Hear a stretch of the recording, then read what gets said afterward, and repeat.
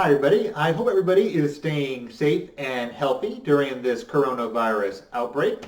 This is an optional video where I talk to you about current events and politics. Those of you who know me know I love to talk current events and politics in class. That hasn't been possible with the move online, but I decided that wouldn't stop me from sharing my thoughts on politics and current events with you. Because if I stop, the virus wins. Okay, so there has been some news in politics, some important news the last few weeks. Oh, I should mention there was a previous video that I uploaded, very poor image quality. I have a new camera ordered for me by my father that is much better, hence why this is much clearer. If you want to see my old video, feel free. My cat Rosie makes an appearance. So there is some news going on in politics. One is that the Democratic National Convention has been moved to August. It was originally scheduled for July. They have moved it to August. When a party holds a national convention to formally nominate their candidate for president, they usually get about a 5 percentage points bounce in the polls, which means the Republican and Democratic primaries just sort of cancel each other out. But the Democrats were at risk. If this coronavirus went into July, but not August, it could have knocked off the Democratic convention or forced them to do a less effective online convention, but still allowed the Republicans to meet. That would have left the Democrats at a disadvantage. By moving their convention to now 1 week before the Republican convention, they've assured themselves if they have to cancel for public health, if, God forbid, this is all still going on in August, the Republicans will have to do it too. So the Democrats will not be at a disadvantage. Other important news. States, of course, are dealing with the coronavirus outbreak with quarantines and, in some cases, regulations on out-of-state visitors.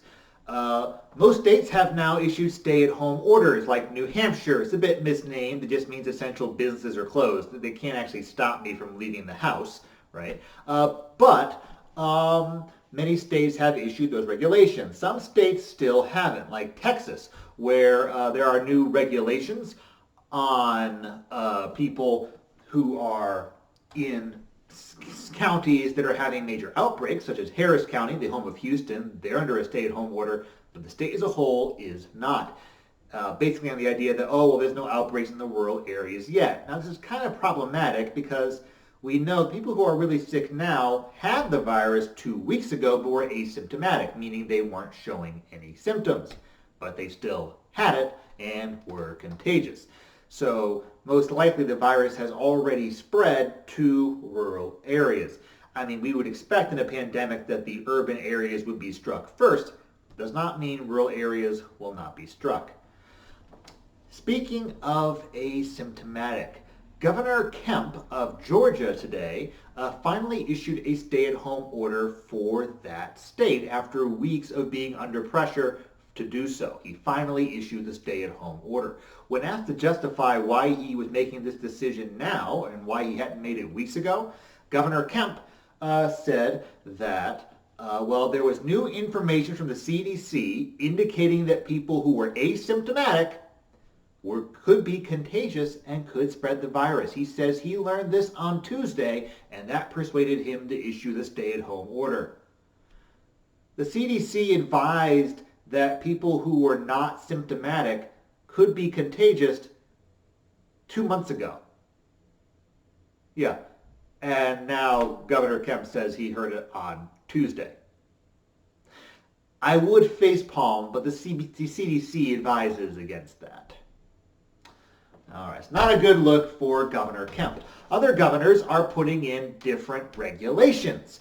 For example, the governor of Rhode Island recently announced that he would be issuing a mandatory 14-day quarantine on all New Yorkers visiting the state, and that the state police would pull over anyone with a New York license plate to check to make sure were they going to stay or were they just passing through.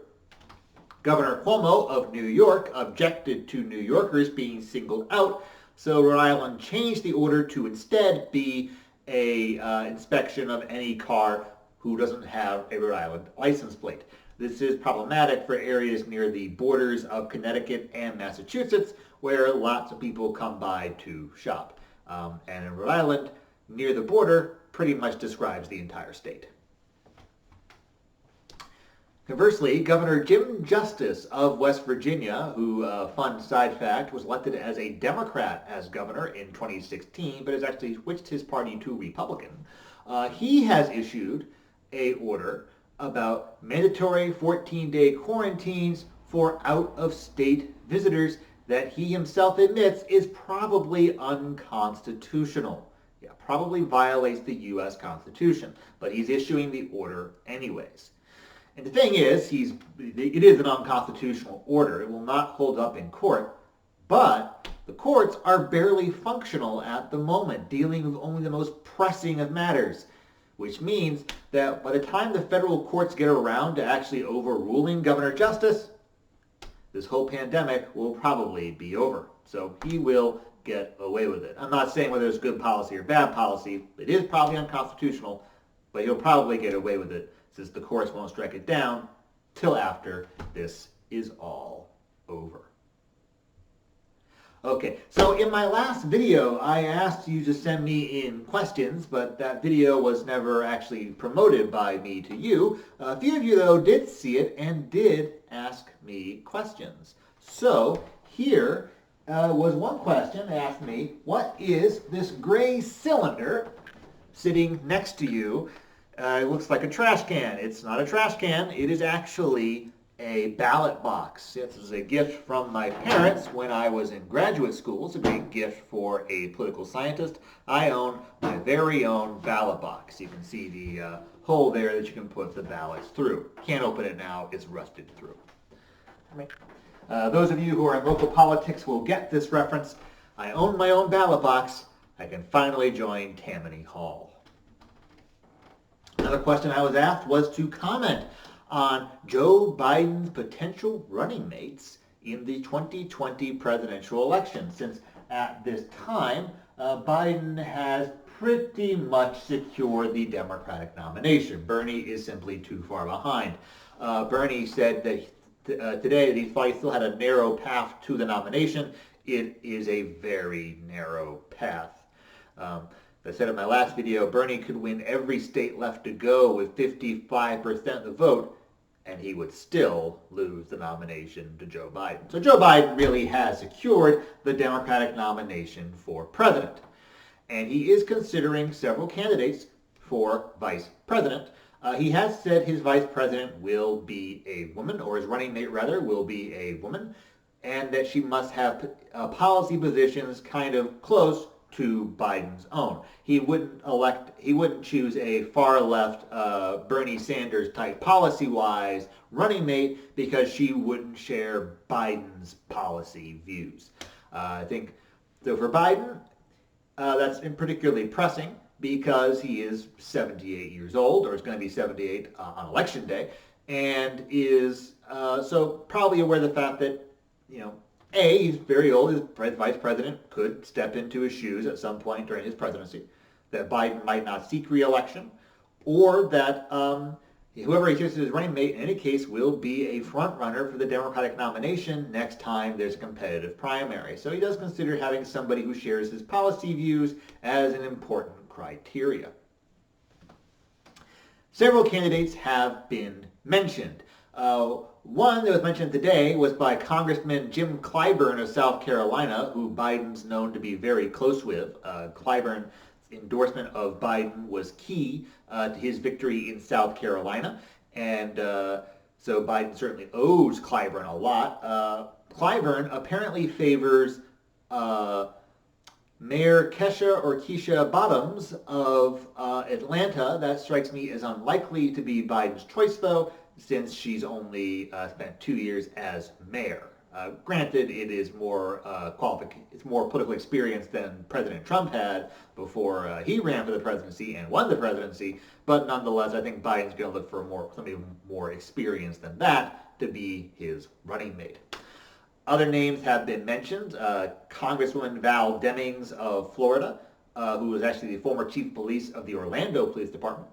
Senator Cortez Masto of Nevada, who, if chosen, would be the first Hispanic major party candidate for president or vice president. But the two names mentioned the most are Senator Amy Klobuchar of Minnesota and Senator Kamala Harris of California, both of whom ran against Biden for the Democratic nomination. Now, both are relatively close to Biden's policy views, and both have the experience that you could plausibly claim that these are people who could step into the presidency should something happen to a President Biden. So what's the difference here? Well, Kamala Harris, an African-American, adds more diversity to the ticket than Amy Klobuchar, who's white, does, right? And Kamala Harris is from a safe state. If Harris is elected as vice president alongside Biden, her Senate seat will be filled by a Democrat because it's going to be a special election in a heavily Democratic state. A Democrat will win. If Biden-Klobuchar ticket wins the general election, there'll be a special election to fill Klobuchar's seat, but she's from Minnesota, which is a swing state. Therefore, that seat could be won by the Republicans. Now, on the other hand, Biden might think if Klobuchar, who's from the Midwest and knows how to campaign to Midwesterners, if she's good for 1% of the vote in Minnesota, Wisconsin, and Michigan, she's probably worth it. Because 1% of the vote in Wisconsin and Michigan and Pennsylvania would have made Hillary Clinton president in 2016. So if Klobuchar helps Biden in the Midwest, she might be worth it anyhow.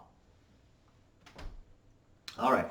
Time for the old-timey politics story of the week, which is why I'm sitting in my rocking chair. So this story isn't actually that old-timey. In 2000, George W. Bush won the Republican nomination for U.S. president after a spirited campaign from the late Senator John McCain. McCain put in a good effort, but ultimately did not have the resources to compete with Bush nationwide. Bush won the nomination. So, look who's joined us. My cat, Rosie. Okay, good kitty cat. Okay, so Bush won the nomination. He needed to choose a running mate. Now, when you choose a running mate, you want to vet them. That is, you want to research them and know everything about them, know every possible skeleton in their closet, so that you don't wind up being embarrassed. Like George McGovern, the Democratic nominee for president in 1972, proved to be with his initial choice of Tom Eagleton as his running mate. I might discuss that story a different time. So Bush tapped former Secretary of Defense and former U.S. House member Richard Cheney, Dick Cheney, who was a major part of his father's administration, to run his search. So Cheney began vetting all the potential candidates for vice president and worked closely with George W. Bush to choose Bush's running mate. And actually, Cheney recommended Oklahoma Governor Frank Keating as Bush's running mate. Keating was governor of Oklahoma during the Oklahoma City bombing and had received good reviews for his performance in the aftermath of that tragedy. Couldn't have known at the time, but it also meant he was one of the most experienced people at dealing with terrorism in the United States at the time. Now, so Cheney recommends Keating. But over the course of this process, Bush got to know Cheney so well that Bush instead chose Cheney as his running mate, much to Cheney's surprise. And Cheney went on to become one of the most powerful vice presidents in U.S. history, hugely influential because of how much George W. Bush trusted him. Right? Interestingly, the Constitution says the president and vice president can't be from the same state. Well, technically it says electoral college votes from one state can't go to a president and vice president from the same state. At the time, Cheney lived in Texas, which meant that Bush would have to give up Texas electoral college votes. So Cheney very quickly changed registration to Wyoming to make sure that didn't happen. Okay, if you guys have any questions for the next episode, please let me know. In the meanwhile, please stay healthy and stay safe. Have a good one, guys.